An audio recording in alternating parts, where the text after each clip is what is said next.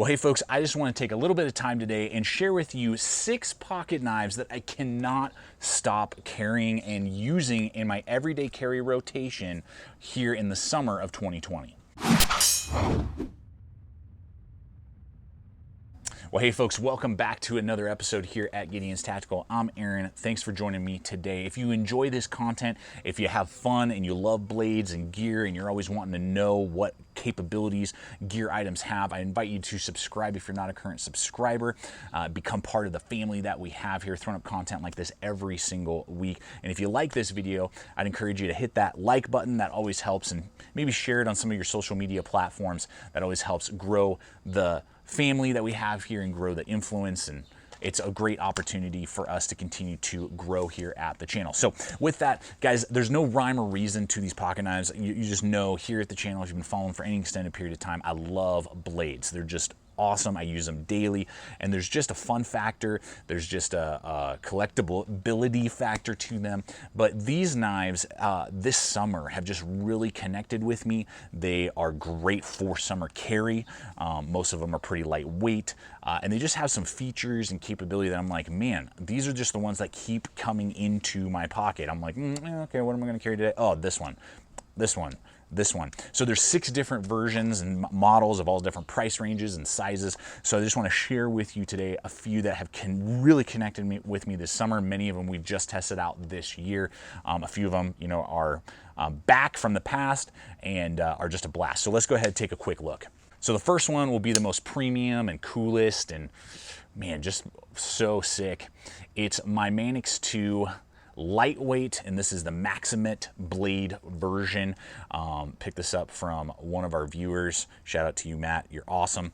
And love this blade. I've had it for over a year now in this version and have had this design for years now, and just it connects with me on such a level because not only is the action super sweet, super awesome with their ball bearing locking mechanism, that full flat grind is wicked at cutting, and it's an ambidextrous blade. It's lightweight, but still has a very full handle, good choil to even choke up and do finer work if I needed to. It's great for hiking, backpacking, and obviously carrying in those lightweight either pairs of pants or shorts. You know, here in the summertime particularly, you might be wearing really thin, kind of like lightweight hiking style pants, or just thinner. You just want them thin because, you know, hot outside here. It's like almost been 100 the last couple of days. And you are either doing that, or you're maybe wearing gym shorts or, you know, workout pants and, you know, doing that type of stuff, which are very thin. Maybe oftentimes you're not even wearing a belt. So you don't want this big, heavy honking blade swinging around, pulling your pants down, or just, you know, taking up a bunch of real estate. So this gives you a lot to work with. It's a bigger blade, but because of how slim and lightweight it is, it's phenomenal for summer carry, and I have been carrying it quite a bit this summer. Next up is going to be the Slim series from Buck, both the 112, more for around town just because it's lighter, more compact, and the 110 in the backcountry. I have hiked with this knife, camped with this knife a ton this summer, and it almost, for most tasks, eliminates even the need for a fixed blade unless you're really having to like process a bunch of wood. Because regardless if it's food prep, regardless if it's just making feather sticks to get a fire going, if you already have the wood collected, or maybe you have a hatchet, you know, or just larger tasks in general, this blade has what it takes, and at such a slim profile, lightweight, it just really, really works. And then this one being great for around town, you know, just carrying in the backyard, you know, doing whatever it would need for the 12, the 112 is phenomenal. And I just really, really connect with both of these. They'll both be under $30, USA made, 420. I mean, these are awesome blades that have really found their way into my pocket a ton this summer. Next up is a knife that I wish I had purchased earlier, and it's the Cold Steel Air Lite. Now this is an AUS 10A steel blade, which is a really good steel for this era. You know, it's basically around VG10 and 154 CM. It's kind of newer to the market. Every once in a while back in the day you would find a blade with it, but Cold Steel particularly is producing more and more knives in it. I think it's a great kind of do everything steel. It's going to hold an edge better than the AUS 8. It's pretty rust resistant, but it's not requiring a premium price point like some, you know, S35VN and some of that other stuff. And you can usually get it, at least from cold steel knives well under $100 with this steel. So love it, but what really connects with me is how strong the locking mechanism is, 3.5 inches, but because it's really slim and lightweight, it finds itself into my pocket, not only being a capable outdoors knife if I was hiking or camping, so it's a great option for that, but also just everyday carry. It works so well. It's got very classic designs. It's very robust, but still very lightweight. And really nice, smooth action. They go kind of anywhere between $85 and $65. It's really kind of like all over the place. At $65, I think it's a great value. $85, it's a little on the high end. You can definitely get like cold steel recons and things like that with a more premium S35VN steel for right around 90 bucks. So that's something just to consider. But again, I haven't been carrying the recon a lot, particularly this summer, because of just, it's a bigger, heavier blade. This is slimmer, lighter weight, but still giving me a lot of that robust capability that some of those heavier used cold steels have going on. So the Air Lite has absolutely become a major heavy hitter in my everyday carry this summer. And guys, I'll just take a brief time out to remind you about the hyperlinks that we offer to you below. If any of these blades are connecting with you, we appreciate when you use those links that are offered in the description below, as well as any other gear purchasing decisions that you may have when it does connect with you. You're like, that is what I'm looking for, that is what I need. Then using those hyperlinks, we really appreciate it a lot. And all these blades will be included in the link below. Well, next up is a knife that kind of came out of nowhere. Wasn't really expecting a lot out of it, but I was like, wow, this is actually a great summertime carry blade. And it's the Gerber Sharkbelly, a USA made knife. It's easily going to come in at under $30. They actually even have their custom capability store. This is one of the knives that you can like trick out the blade and do some cool, you know, if you want to make it personal to yourself, they offer that now. I went over and picked it up. I think I paid like $23, $24 for it. 420 high carbon. It's got a really cool, kind of different, unique Warrenclyffe sheath's foot design, but a great relief edge. Holds that good edge, and it's easy to resharpen. It's on the larger end, you know, but it's very lightweight. Again, that's the consistent theme here. It's the literally only pocket knife I own that is tip down carry, but because of the wire pocket clip and how deep it buries in your pocket and slim and lightweight it is, but still at the same time with my large hands, giving me a full grip. I don't feel like I'm, you know, not grabbing onto the knife really well. It's kind of like it's the really unique one in the collection for sure, that I'm like, wow, I shouldn't, there's aspects to this knife I should not like, but for whatever reason I really do like. And so and the USA made aspect as well is just a cool feature. And it's a great food prep knife.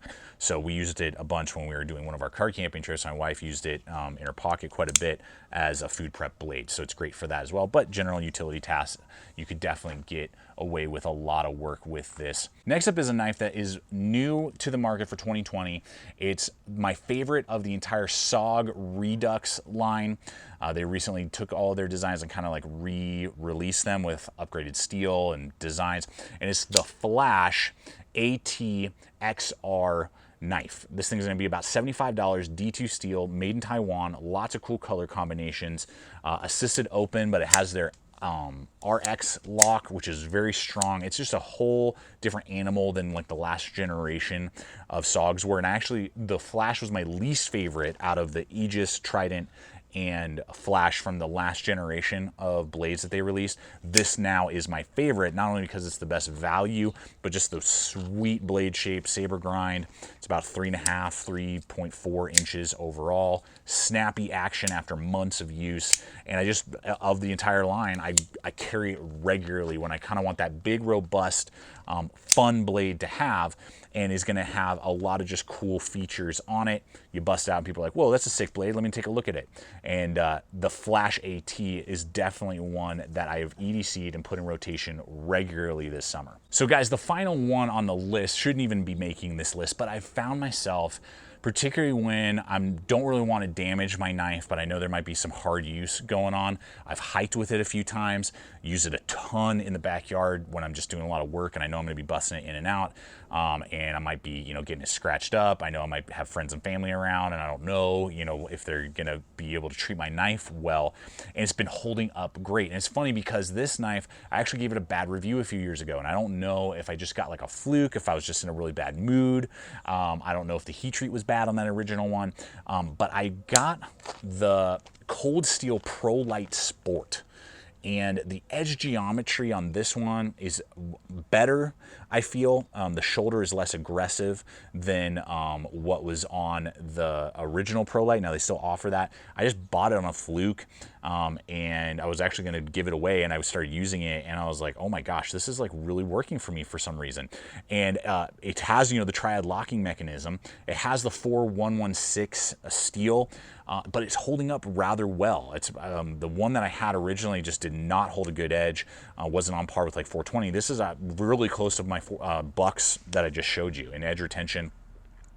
And just the ergonomics, it's very robust, and it slices and cuts not only food, but also, just general utility stuff so well. And, around $20 to $25. It's a very robust, cool option, particularly the Sport. The other version has the thumb studs and is like a clip point, or you can get it in Tanto. Those are good as well. I like the edge geometry on this the best of all of the three designs, but I just been using it a lot. I'm like, okay, hey, I'm gonna go work in the backyard. Prolite.